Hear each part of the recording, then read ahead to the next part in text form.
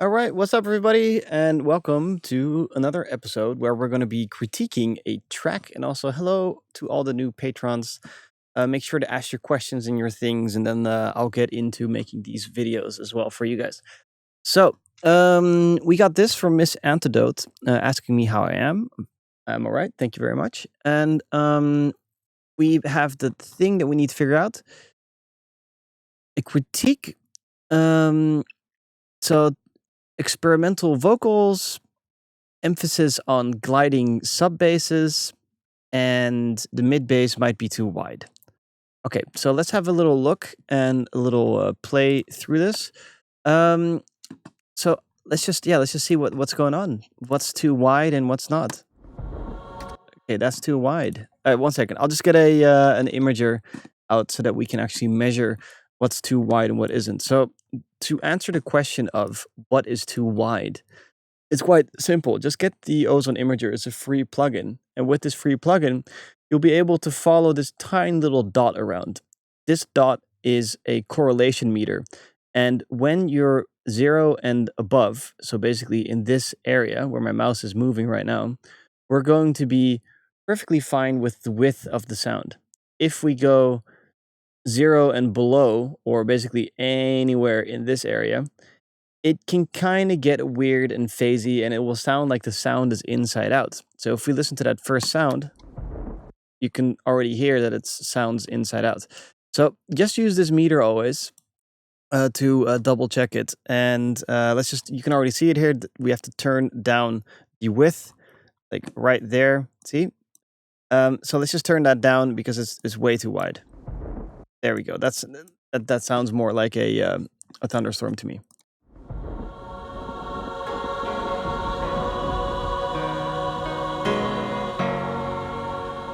I think I found the antidote.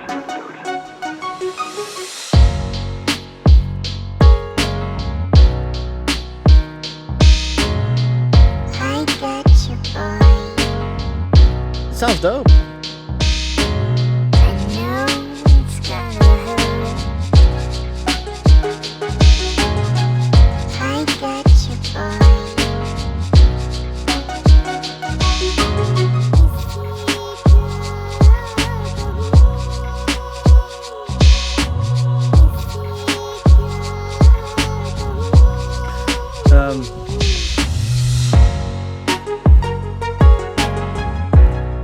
I think we heard all the elements, right? I got you, boy. I know it's gonna hurt. I got you, boy.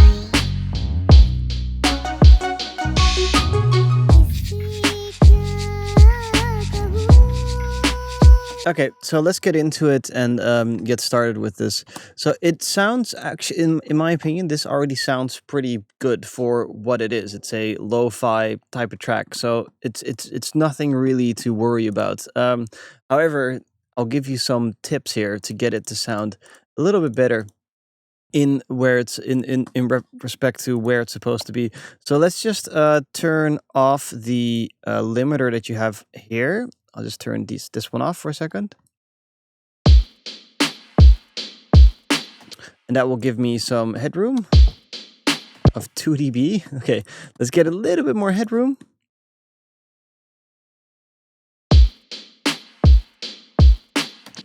Okay, cool. So this limiter here at the end, this vintage limiter, is only used to actually put up the sound here. That's the volume. It's basically just the volume. Now, for the rest, I'll just leave everything on. Yeah, okay. So first and foremost,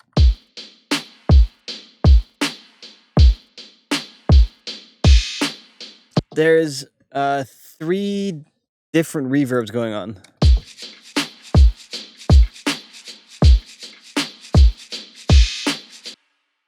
Now, if you want it to sound a little bit better, I suggest you get 1 reverb overall. And generally speaking, I call that a drum reverb. So just go Command-Alt-T, create another return track, get a reverb. It doesn't really matter which reverb you end up using. Just think to yourself, what's the overall tone that you want to add into this track? So you kind of want to have a little bit of a darker sounding reverb.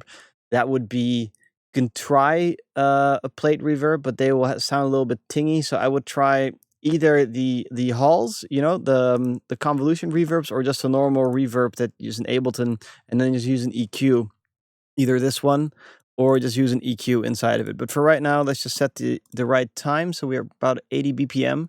That's a pretty slow reverb time. The time you want to have is like about one count in between the notes. So it's like boop, the boop, like that. That, if that makes sense, I'll show you. But let's just make sure that everything has a similar reverb instead. So this open hi-hat is completely dry and has no reverb whatsoever. So that's a bit weird.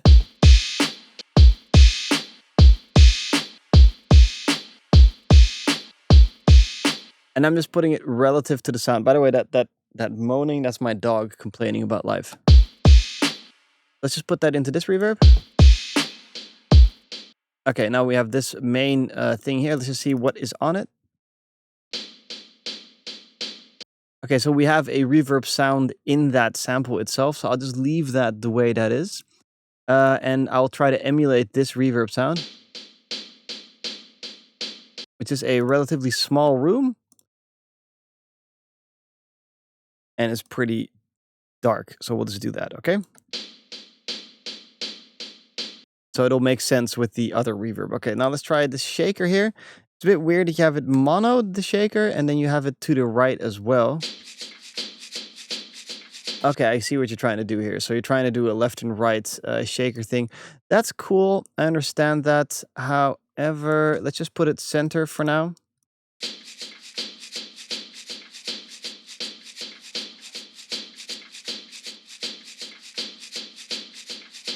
And I think it'll be cooler to have this shaker very wide in comparison to this hi-hat. So you have, instead of panning it left and right, try thinking mid and side.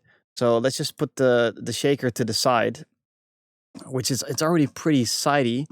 Let's just check that with the Ozone Imager again. Boom, boom, boom, boom. Yeah, we can make it more sidey.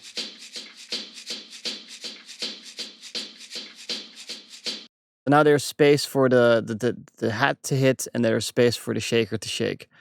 All right, cool that we have that. Then we have the snare drum here, which is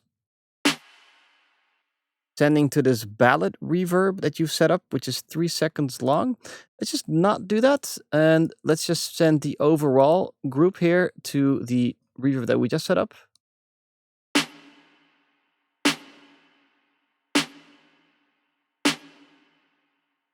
Okay, cool. And that's pretty much it. So everything has a reverb that now makes sense with each other.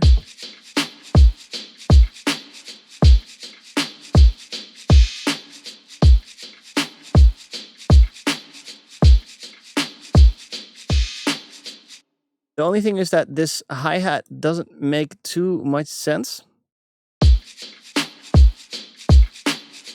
Like, as a drummer's perspective. So what I'm going to do is I'm going to just compress that to do a little bit of side chaining. Actually, let's use a glue compressor because it's faster and easier to set up. We go. And let's make the attack time a little bit slow so you get the first initial hit. And let's make the release time a little bit slow so it sounds like it's being ducked. Kick. Kick, kick, kick.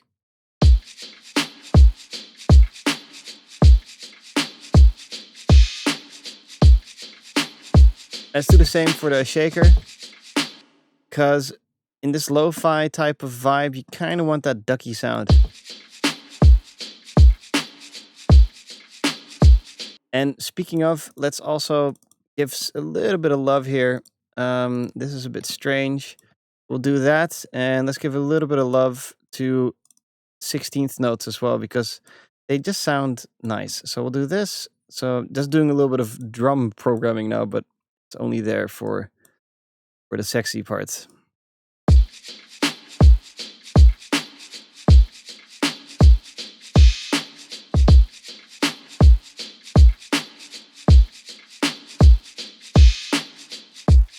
Good. Okay, so we'll have that. Let's just work with that loop. And now I see that there's absolutely no compression whatsoever on the drum group. What you can do, which I think sounds pretty cool, is to take an audio, then send this to the audio group. Call this drums. Like I put it in capital letters because it'll be easier to find, and send in the reverb into that drum group as well. And then in the drum group, put that on an in, and then compress this all together. Let me just put this down a bit. And then because you can compress it, you can use like really disgusting compressors. The compressor that would really work in this genre would be the Valve compressor, because the Valve compressor is basically it's based on the SP1200, if I'm not mistaken, which is no, it's not the SP1200, it's the SP303. Anyway, and that thing does lo-fi crap really well. Not lo, I don't mean crap, but it does lo-fi stuff really, really well. So I'm just gonna plop in a quick little master bump and turn that volume.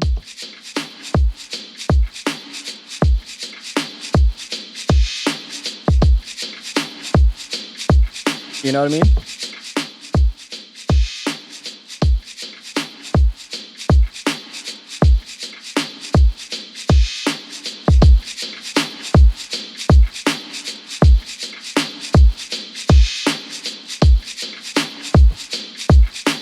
And then you have that really over the top, like compressed sound. I don't know if this is gonna work, but it's like one of those compressors you just kind of have to have if you're into this genre.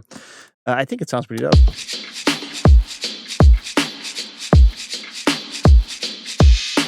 Okay, so now let's focus on that bass where you said that the mid bass is going to be too wide. So you have an awesome imager already set up. Let's just have a look. That's fine.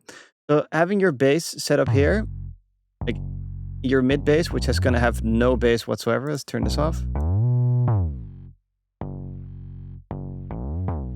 It's completely fine to have that. So let's open this up as well. I do suggest you mess with the stereo amount. And because we're pretending it's like a real bass, I suggest you put that into the room as well.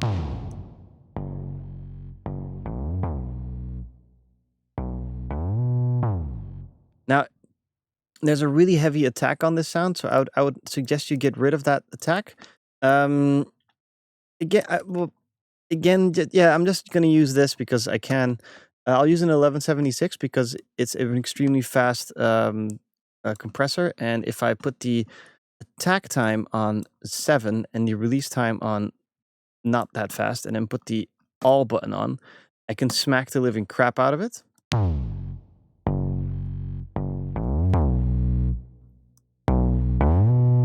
Okay, 20.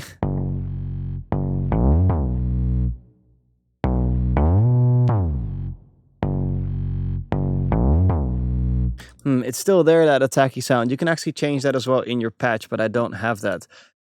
Let's also compress that with a sidechain so that we have that sidechainy vibe, which we have set up here already. And we'll get rid of that sound. We'll put it on the overall drum bus here. I mean, the bass bus here, which you've done only for the low end, but we're going to do it for both. And get rid of that. And let's have a little listen to how this will sound.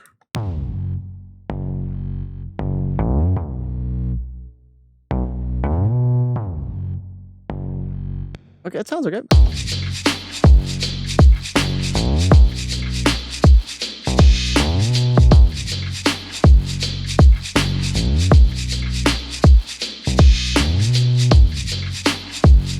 It sounds pretty good. I would personally choose to either use a different sample or like I know you want that like that bass sound, like stand-up bass. So I would personally use a different sample, but let's just try to get it a bit more bassy.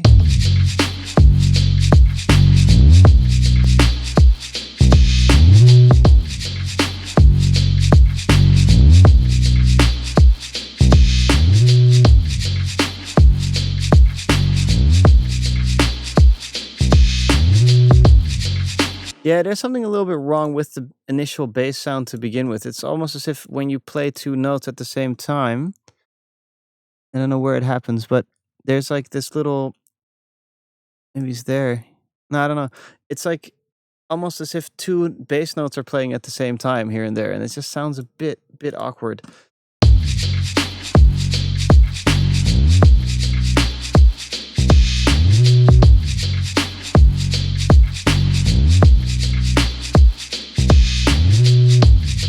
Like that whoop it's just not that nice. So I'm just gonna take that EQ and just go out.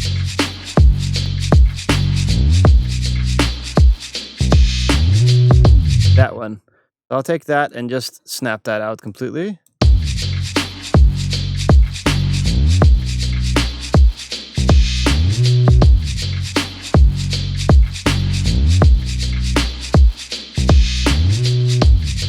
Yeah, I'm not a fan of that sound. It's a bit weird. Okay, so next up we have the harmonics, which you have a piano.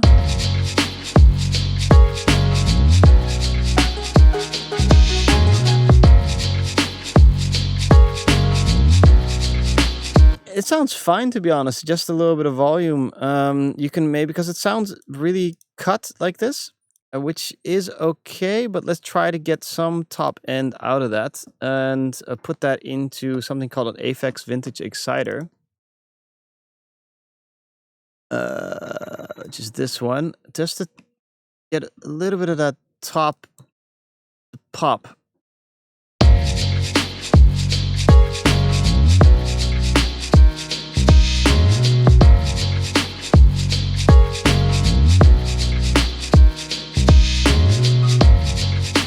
Now, I noticed here that on the pluck, you have no tail end of a sound. So it's just da-da-da-da-da-pop, and then it just stops there. So I suggest you drop that into a reverb or make some cool tail out of it.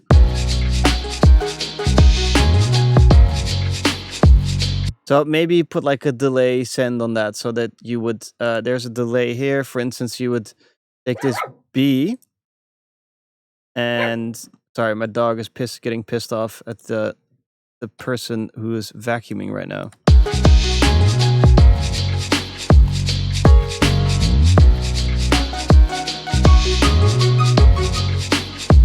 So there's like some sort of delay thing happening there. So because otherwise it just stops. So that's a bit weird. Same thing goes for the piano. All of a sudden there's nothing there. So I would focus on that. Same thing goes for the vocals. You need to make sure that there's some sort of tail going on.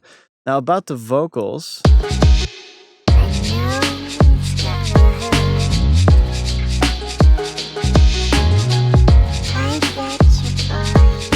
Actually, the piano, it has too much reverb on it, but that's like directly into the sample itself. So personally, I would just do that same sidechaining thing.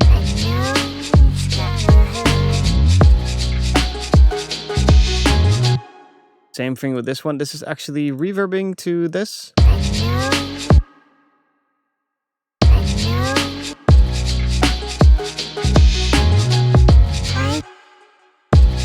Okay, so I'm just going through this really fast, but you know, I don't want to spend all day mixing a track. I just kind of want to get levels right. Then with the vocals, It's gonna hurt. that's really cool. I bet you, boy. Yeah, you can go hard into this, by the way. And also this mid-side thing that you've done, let's just not do that.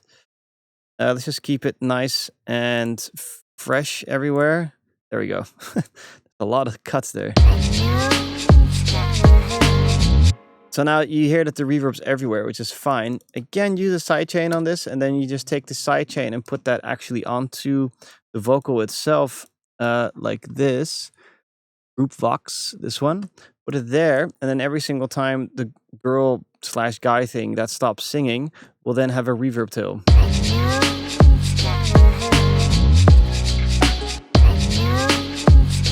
Normally about 5 dB will work.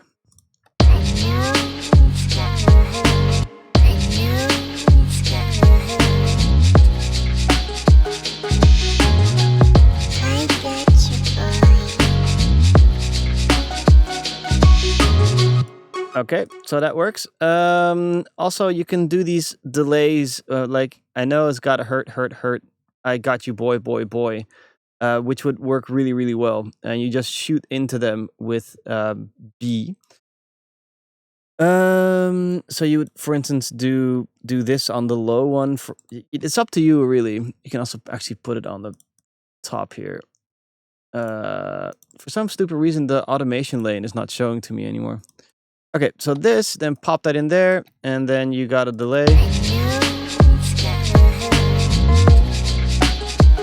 And then you just got to play with it so it sounds a little bit cooler than this, because it sounds a bit shit.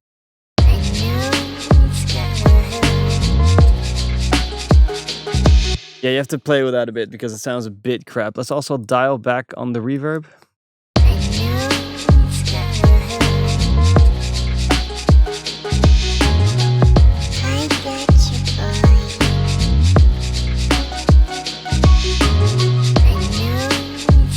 Okay, so now that we have that, I'm gonna dial back on this reverb a bit more.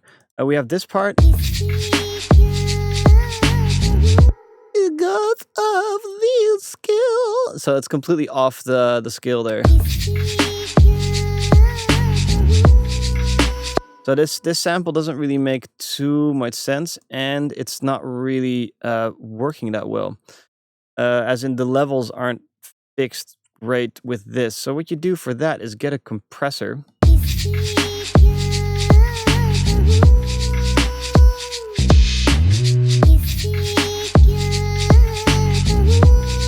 Ugh. Now I would honestly get rid of this and do something else. So for compression, my new favorite / old compressor / that I've used so much, I just rediscovered it again, is the Arvox. Use this thing. It's dope. Just put the compression down until you get about 60 dBs of compression. Adjust the gain. And normally speaking, you are pretty much good to go. You can drop a CLA 2A after that as well to kind of get everything volume orientated right. So let's just do that really quick. But to be honest, I think this will probably be enough.